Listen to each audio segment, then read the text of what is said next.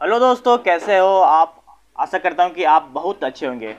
दोस्तों यहाँ पे बीपीएससी एई के तरफ से वैकेंसी रिलीज किया गया है और ये अच्छी अपॉर्चुनिटी है। यदि आप कोई सिविल इंजीनियर हो या तो आपने मैकेनिकल इंजीनियर से अपना ग्रेजुएशन कंप्लीट कर रखा हो, तो बेसिकली ये आपके लिए अच्छी अपॉर्चुनिटी है, क्योंकि ये बिहार लोक सेवा आयोग के द्वारा ये वैकेंसी रिलीज करी गई है। अगर आप इसमें सिलेक्ट होते हो तो कहीं ना कहीं अच्छे ओहदे पे जो है आप अच्छे पोजीशन पे आपको वर्क करना पड़ता है। आपके अंदर बहुत सारी जिम्मेवारियाँ होती हैं, बहुत सारे पोजीशन होते हैं और बहुत सारे पावर होते हैं। आपके जो अंदर है, आपके अंडर बहुत सारे बहुत सारे लोग काम करते हैं, है ना। तो बहुत सारी सुविधाएं भी आपको जो प्रोवाइड करवाई जाती है, तो कहीं ना कहीं आपके लिए एक अच्छी अपॉर्चुनिटी है। बेसिकली अगर बात करें बाकी जॉब की कंपेयर करें इससे बीपीएससी एई से, तो कहीं ना कहीं उससे ये अलग ही है और उससे ये बेहतर ही है।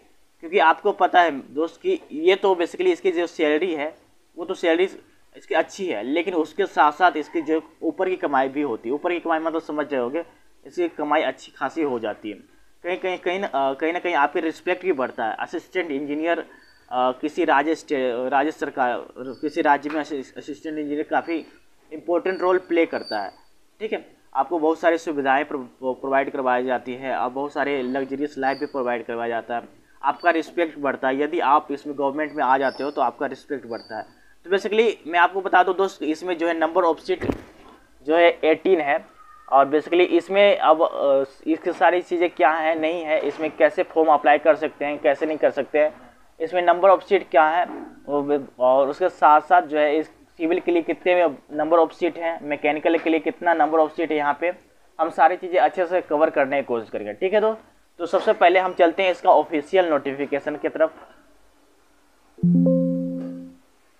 देखो, अगर ऑफिशियल नोटिफिकेशन की बात करें तो यहाँ पे दिया हुआ है बिहार लोक सेवा आयोग। ठीक है, यहाँ पे दिया हुआ है बिहार लोक सेवा आयोग, मतलब बिहार लोक सेवा के आयोग के द्वारा राज्य सरकार के द्वारा ये वैकेंसी और ये जो है रिक्रूटमेंट जारी किया गया है, जिसमें दिया हुआ कि सहायक अभियंता आर्सेनिक और सहायक अभियंता यांत्रिक, मतलब कि सिविल के लिए जो है आपको नंबर ऑफ सीट 113 यहाँ पे प्रोवाइड करवाया गया है। नंबर ऑफ सीट 113 है और 113 नंबर ऑफ सीट के लिए यहाँ पे आपको भर्ती लिया जाएगा। उसके साथ जो जो कैंडिडेट मैकेनिकल से अप्लाई करना चाहते हैं तो उसके लिए नंबर ऑफ सीट 5 है। तो बेसिकली कहीं ना कहीं अच्छी अपॉर्चुनिटी है। यदि आपकी प्रिपरेशन अच्छी है तो आप जो है इस पर ट्राई करो। अगर आपकी प्रिपरेशन अच्छी भी नहीं है तो कोशिश करो कि आप अपने प्रिपरेशन को बूस्ट करो, अच्छा करो, ताकि आपकी जो है इस लेवल की एग्ज़ाम क्वालिफाई कर लो। अब बेसिकली यहाँ पे आगे देख लेते हैं कि क्या क्या सारी चीज़ें, जैसे कि अगर आपको सैलरी की बात करो तो यहाँ पे 9 ग्रेड पे के अकॉर्डिंग आपको सैलरी मिलती है। क्योंकि 9 ग्रेड पे के अकॉर्डिंग आपको सैलरी मिलती है तो मतलब कि आपको जो है अच्छा खासा सैलरी मिल जाती है। और इसके साथ साथ बहुत सारे पावर्स आपको प्रोवाइड करवाए जाते हैं। उसके साथ साथ बहुत सारे फैसिलिटी आपको प्रोवाइड करवाई जाती है। तो बेसिकली यदि आप इसमें फॉर्म फिल करना चाहते हो तो बेसिकली आपको जो है सिविल या मैकेनिकल से इंजीनियरिंग किया हुआ होना चाहिए। उसके साथ साथ आपको जो है किसी अच्छे कॉलेज या संस्थान से आपके पास डिग्री होना चाहिए। ठीक है, उसके बाद ही आप ऐसे अप्लाई कर सकते हो। उसके बाद आगे हम बात करें दोस्त कि इसका जो है सिलेक्शन का बेस क्या होगा। तो अगर आप सिलेक्शन का बेस यहाँ पे देखना चाहते हो तो बेसिकली देखो, जैसे कि इसमें लिखित एग्ज़ाम होंगे, मतलब कि रिटन एग्ज़ाम होगा, जिसमें जो 6 पेपर होंगे और उसमें से 4 पेपर जो है कंपलसरी होगा और 2 पेपर जो है आपके अकॉर्डिंग होगा, मतलब कि इंटरेस्ट के अकॉर्डिंग। अब यहाँ पे देखो 4 पत्र ये था, मतलब कि जो 4 पेपर होंगे ना उसमें इंग्लिश होगा, फिर जीके जीएस होगा, है ना। उसके बाद सामान्य अभियंत्रण विज्ञान, मतलब कि सामान्य साइंस होगा, मतलब जनरल साइंस के क्वेश्चन भी आएंगे। ठीक है, अब 2 ऐच्छिक पत्र वेस्ट यूनिट में होंगे, मतलब कि ऐच्छिक पत्र मतलब कि यदि आप जिस पोस्ट के लिए अप्लाई करते हो, जैसे कि यदि आपने सिविल के लिए अप्लाई किया, यदि आपने मैकेनिकल के लिए अप्लाई किया, तो उसके अकॉर्डिंग जो है 2 पेपर होंगे, वो भी 100 मार्क्स के होंगे। यदि मैकेनिकल के लिए अप्लाई किया तो मैकेनिकल के अलग से 2 पेपर होंगे। ठीक है, यदि आपने सिविल के लिए अप्लाई किया तो अलग से 2 सिविल के लिए होंगे। अब इसमें देखो, जैसे कि यहाँ पे दिया गया जो सिविल अभियंत्रण एवं यांत्रिक अभियंत्रण के लिए अलग अलग होंगे। सामान्य अंग्रेजी एवं सामान्य हिंदी के पत्र क्वालिफाई होंगे, मतलब ये जो सामान्य हिंदी और ये सामान्य अंग्रेजी है, ये इसमें जो क्वालिफाई करना कंपलसरी है। यदि आप इसमें क्वालिफाई करते हो तभी जो है आपका आगे का पेपर जो है जांच के लिए दिया जाएगा। और क्वालिफाइंग मार्क्स जो है यहाँ पे 30 अंक प्राप्त करना होगा। मतलब ये 100 मार्क्स का क्वेश्चन होगा, उसमें से 30 मार्क्स आपको जो लाना होगा। यदि आप 30 मार्क्स के कम लाते हो तो आपको जो पेपर चेक नहीं होगा, ठीक है। तो यहाँ पे दिया हुआ अर्थात अलग अलग दोनों पत्रों में निर्धारित न्यूनतम अंक प्राप्त हो अन्य पत्रों का मूल्यांकन किया जाएगा। वही मैं बता रहा हूँ कि यदि आप सामान्य हिंदी और सामान्य इंग्लिश में 30 नंबर से ज़्यादा लाते हो तो बाकी सारे पेपर जो है आपका जांच किया जाएगा, अन्यथा आपका पेपर जांच नहीं किया जाएगा।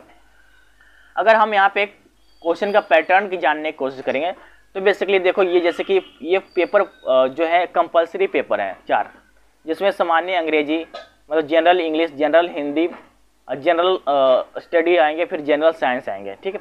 उसमें से ये दोनों जो है ये क्वालिफाई करना बहुत ज़्यादा कंपलसरी, ये दोनों क्वालिफाई करना। अब ये जो जीके जीएस में जो है इसमें आप क्वालिफाई नहीं भी करोगे तो कोई बात नहीं, इस हिंदी और इंग्लिश में क्वालिफाई करना बहुत ज़्यादा जरूरी है। उसके बाद जब आप इसे क्वालिफाई कर लेते हो, ये जो पेपर हो जाता है, उसके बाद जो है आपका जो इंटरेस्ट पेपर होता है, मतलब कि यदि आपने सिविल से अप्लाई किया तो आपको जो है सिविल के लिए यहाँ पे होगा एग्जाम 2 पेपर होगा। यदि आपने मैकेनिकल के लिए अप्लाई किया तो मैकेनिकल के लिए 2 पेपर होगा। यहाँ पे वो भी 100 मार्क्स का होगा।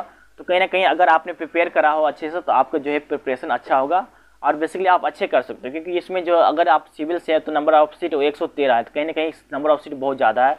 अब मैकेनिकल के लिए मैं बोल सकता हूँ कम है, 5 है, लेकिन चलो ठीक है, ये कुछ तो आया है ना। उसके साथ साथ अगर हम यहाँ पे बात कर लें तो ये जो रिटर्न एग्जाम होने वाला है उसमें जो 75% मार्क्स आपको अनिवार्य है, 75% आपको मार्क्स लाना होगा।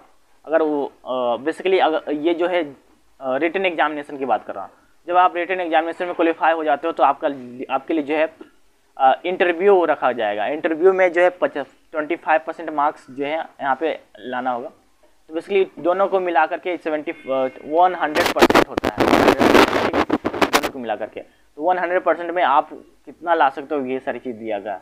तो आप जितना मार्क्स लाए हो उसे आप यहाँ पे कैलकुलेट कर सकते हो, कैलकुलेट करने का यहाँ तरीका दिया हुआ है, ठीक है। अब देखो जैसे कि यहाँ पे दिया गया है कि आरक्षण मतलब कि वैसे कैंडिडेट जो ST SC से बिलोंग करते हैं या तो EWS से बिलोंग करते हैं उनको आरक्षण चाहिए, आरक्षण के लिए क्लेम कर रहे हैं। तो बेसिकली आपका जो है कास्ट सर्टिफिकेट, उसके बाद डोमिसाइल सर्टिफिकेट आपको जमा करना पड़ेगा। उसके बाद ही या तो EWS का जो है सर्टिफिकेट आपके नाम पे है वो यहाँ पे जमा करना पड़ेगा, तब जो है आप इसे अप्लाई कर सकते हो, तब आप इसे क्लेम कर सकते हो, ठीक है। उसके बाद आगे दिया गया कि यहाँ पे अगर आप इसे अप्लाई करते हो तो अप्लाई करने के पहले कुछ यहाँ पे डॉक्यूमेंट्स लगेंगे, तो ये डॉक्यूमेंट्स पहले से तैयार करना पड़ेगा आपको, और उसके बाद जब अप्लाई करते हो तो आप इसे अप्लाई कर सकते हो। जैसे कि यहाँ पे यदि आप यहाँ पे मैट्रिक का सर्टिफिकेट है यहाँ पे देना पड़ेगा, फिर उसके बाद अनुरूप प्रमाण पत्र देना पड़ेगा। मतलब कि जब आप ग्रेजुएशन करते हो तो उसी से वहाँ पे कुछ रिलेटेड डॉक्यूमेंट्स होते हैं।